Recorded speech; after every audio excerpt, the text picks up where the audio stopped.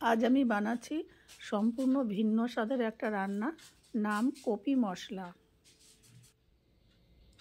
আমি দুটো এরকম ছোট ফুলকপি নিয়েছি।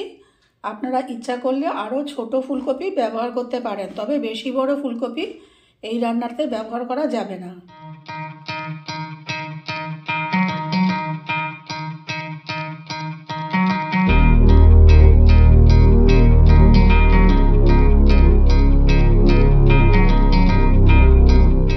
আমি গ্যাসে একটা বড় প্যান নিয়েছি যাতে দুটো ফুলকপি আমি এখানে দিতে পারি, সেরকম একটা বড় সাইজের আপনারা একটা প্যান নেবেন।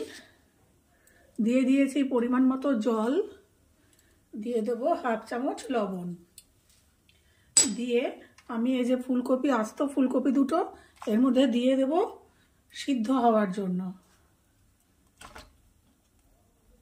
সিদ্ধ হওয়ার জন্য দিয়ে দিলাম দুটো ফুলকপি। এখানে আরেকটু জল লাগবে, আমি দিয়ে দিচ্ছি আরেকটু জল। এবার এটাকে আমি মোটামুটি 90% এটাকে আমি সিদ্ধ করে নিয়ে ফিরে আসছি আপনাদের কাছে। এখানে ফুলকপি সেদ্ধ হয়ে আসছে। এবার আমি তুলে রাখবো এটাকে। এই যে দেখুন, আপনারা ছোট সাইজের ফুলকপিও ব্যবহার করতে পারেন এর মধ্যে। এই যে এটাকে আমি এরকম করে তুলে জল ঝরিয়ে রাখবো, পুরো জল ঝরিয়ে দেব। ঝাঁঝরি থালায় দিয়ে জল ঝরিয়ে ঠান্ডা হতে দেব। আমি গ্যাসে একটা বড় প্যান নিয়ে নিয়েছি। আপনারা একটা এরকম বড় প্যান নেবেন যদি দুটো তিনটে একসঙ্গে করতে চান, আর যদি একটা করতে চান ছোট প্যানই হয়ে যাবে, আপনারা আপনাদের সুবিধা অনুযায়ী নেবেন। আমি এরকম একটা বড় প্যান নিয়েছি যেহেতু আমি দুটো ফুলকপি এখানে যেন বসাতে পারি। দিয়ে দিচ্ছি সাদা তেল,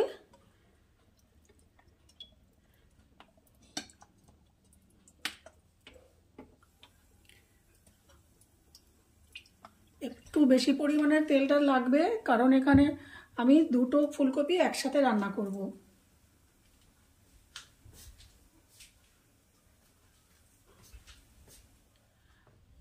কড়াইতে তেল গরম হয়ে গেছে, আমি দিয়ে দেবো এবারে এখানে পেঁয়াজ বাটা।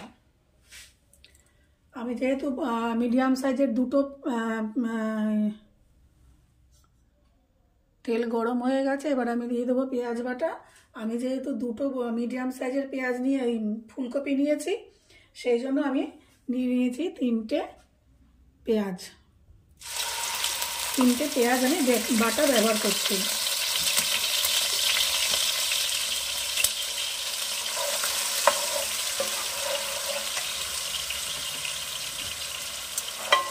আমার রেসিপিগুলো যদি আপনাদের ভালো লেগে থাকে তাহলে আমার চ্যানেলটিকে অবশ্যই সাবস্ক্রাইব, লাইক, কমেন্ট এবং শেয়ার করবেন।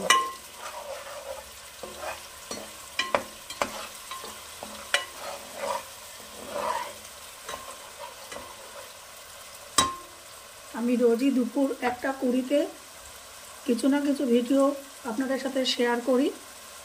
আপনারা সময় করে যদি সময় পান একটু দেখবেন।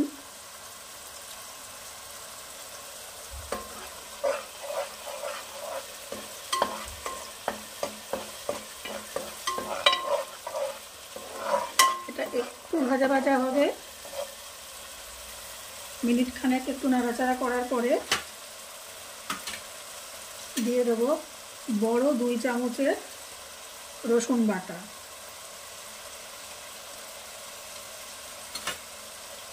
আচ্ছা, এখানে কিন্তু আদা রসুন সব একসঙ্গে বেটে ব্যবহার করা যাবে না, আলাদা আলাদা করেই বেটে এরকম করে মশলাটা কষাতে হবে। আমরা অনেক সময় তাড়াহুড়োর জন্য আদা রসুন একসাথে বেটে ব্যবহার করে ফেলি একসাথে, কিন্তু এখানে সেটা করা যাবে না। এখানে আদা রসুন পেঁয়াজ সব আলাদা আলাদা ভাজতে হবে।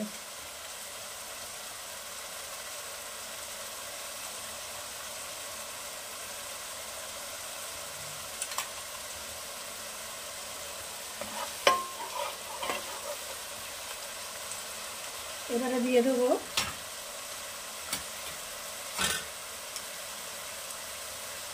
এক বড় চামচ আদা বাটা,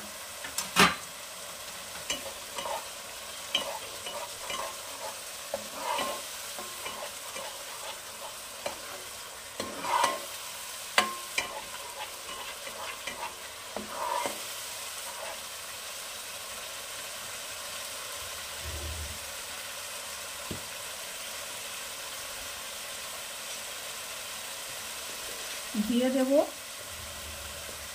হাফ চামচ লবণ। আমি কিন্তু লবণ দিয়ে ফুলকপিটা সেদ্ধ করেছিলাম, সেই জন্য এখন দিলাম হাফ চামচ লবণ। পরে লাগলে দেব, না লাগলে দেব না।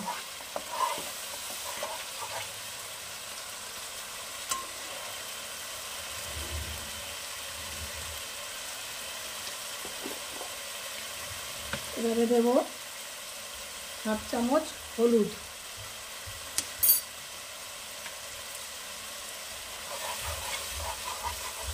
দিয়ে দেব হাফ চামচ লঙ্কা গুঁড়ো। আপনারা যদি শুকনো লঙ্কা গুঁড়ো খেতে না চান, আপনারা কাঁচা লঙ্কাও পেস্ট করে এখানে দিতে পারেন। সাথে দিয়ে দেব হাফ চামচ গোলমরিচ গুঁড়ো।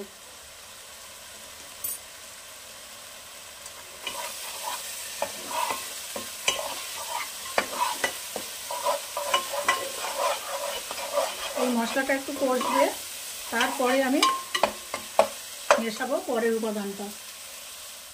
এই মশলাটা কষানো হয়ে গেছে, এবারে দিয়ে দেব আমি দুটো মিডিয়াম সাইজের টমেটো বেটে রেখেছি, দিয়ে দেব টমেটো বাটাটা, দিয়ে আবার এটাকে কষিয়ে নেব ভালো করে।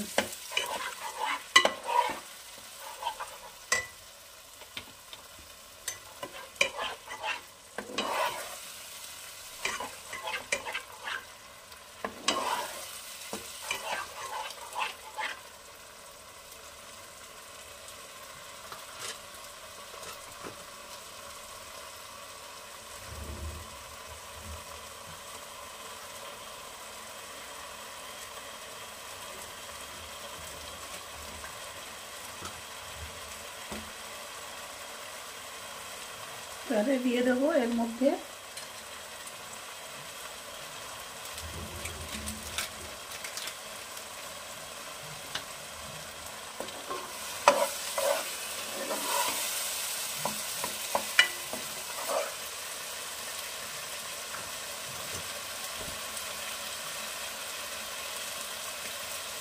এবারে দিয়ে দিচ্ছি হাফ চামচ গরম মশলা গুঁড়ো।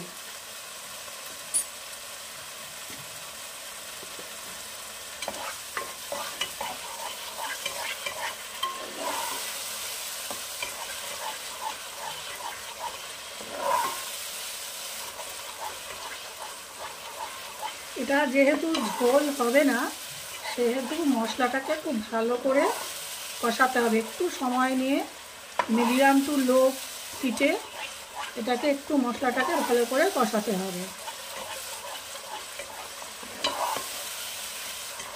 আর এই রান্নাটা আপনারা ভারী বেসের একটা কড়াই বা গামলাতে করলে পরে ভালো হবে, তলাটা ধরে যাবে না, পুড়ে যাবে না।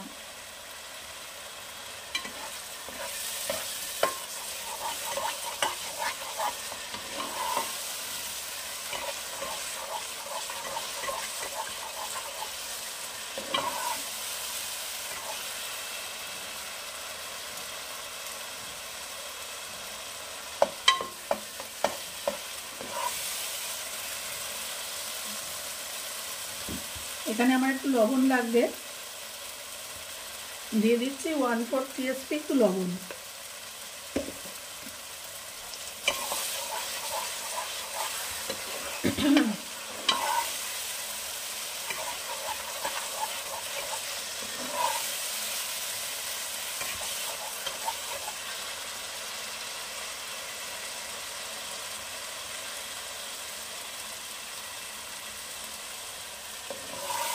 মশলাটা কষে এসছে পুরোটাই, কাঁচা ভাব আর মশলায় নেই।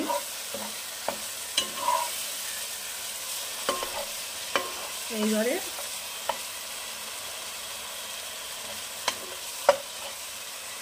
একদম আঁচ কমিয়ে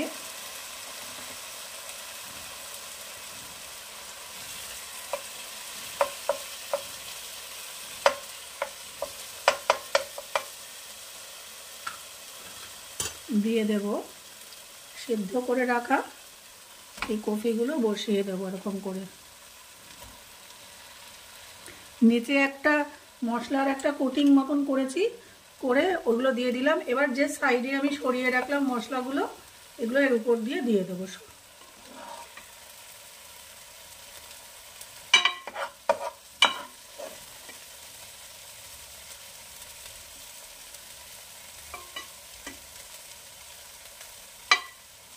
সারা ফুলকপির গায়ে আমি মশলাগুলো এভাবে সাইড দিয়ে নিয়ে মাখিয়ে দেব। একদম আঁচ কমিয়ে দেব, গ্যাসের আঁচ একদম কম থাকবে।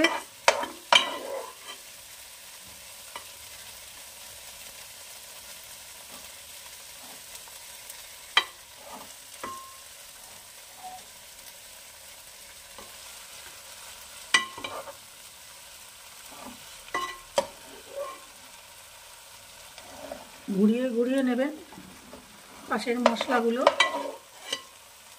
সব জায়গায় যেন লাগে। কপির মধ্যে মশলাগুলো যেন সবকটা কোটিং হয়। ভালো করে একটা মশলার একটা কোট করে দেবো।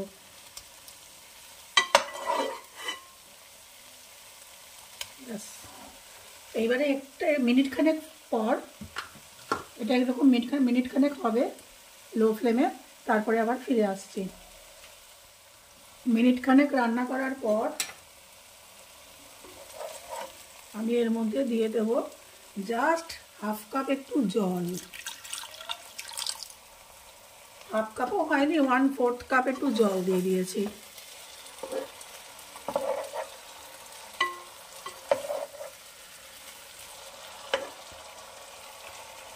দিয়ে আমি ঢাকনা চাপা দিয়ে দেবো।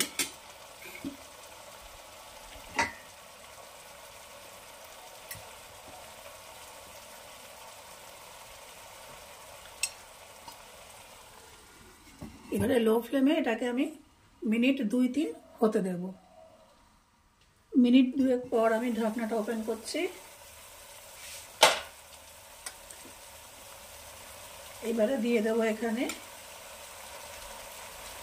একটু কালারের জন্য কাশ্মীরি লঙ্কার গুঁড়ো। এটা অপশনাল, আপনারা দিতেও পারেন, নাও দিতে পারেন।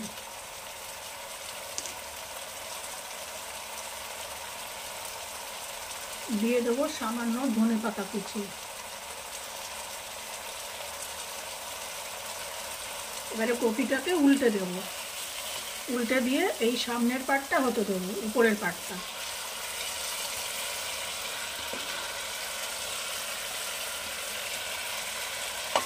এই যে সাইডের মশলাগুলো, এগুলো এখানে দিয়ে দেবো, এর ভিতরে দিয়ে দেবো।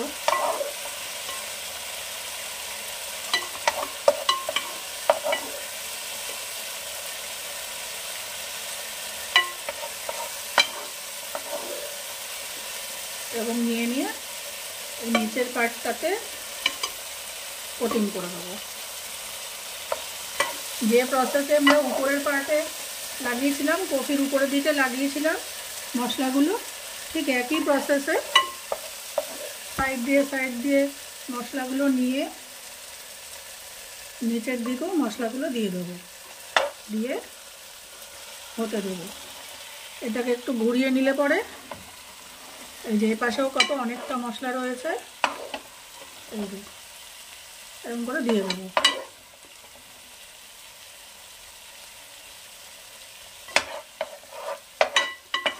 এমনিতেও তো কপি আমাদের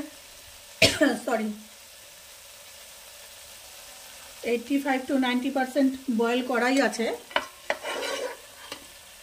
সেই নিয়ে চিন্তা নেই। শুধু মশলাগুলো যাতে ভিতর দিকে যায় সেই জন্য এই কোটিংটা করা।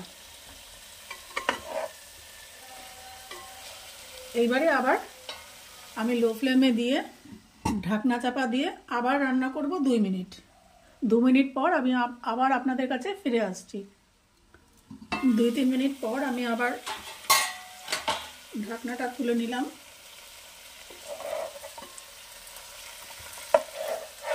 এইবারে আমি সবার শেষে নামানোর আগে এখানে দিয়ে দেবো সামান্য একটু, যে বাজারে কিনতে পাওয়া যায় তন্দুরি মশলা, সব জায়গায় অ্যাভেলেবেল জাস্ট একটু এই পিঠটা একটু ছড়াবো আর উপর পিঠটা একটু ছড়াবো। এটা সম্পূর্ণ অপশনাল, দিতেও পারেন নাও দিতে পারেন, কিন্তু দিলে একটু টেস্টটা ভালো হয়, মানে বাড়ির অল্প বয়সী ছেলে মেয়েদের একটু খেতে ভালো লাগে। তাই উল্টে দেবো।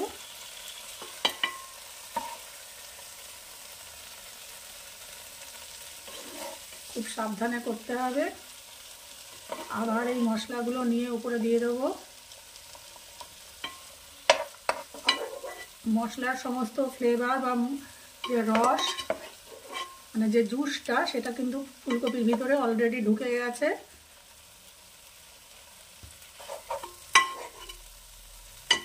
যখন সার্ভ করব তখন এরকম করে আবার একটু কোটিং করে উপরে দেব। ব্যাস, এইবারে আবার একটু তন্দুরি মশলা সামান্য একটু 1/4 টিস্পুন উপর দিয়ে জাস্ট একটু এরকম করে স্প্রিঙ্কেল করে একটু ছড়িয়ে দেবো। ব্যাস, দিয়ে সবার শেষে নামানোর আগে আবার একটু ধনেপাতা কুচি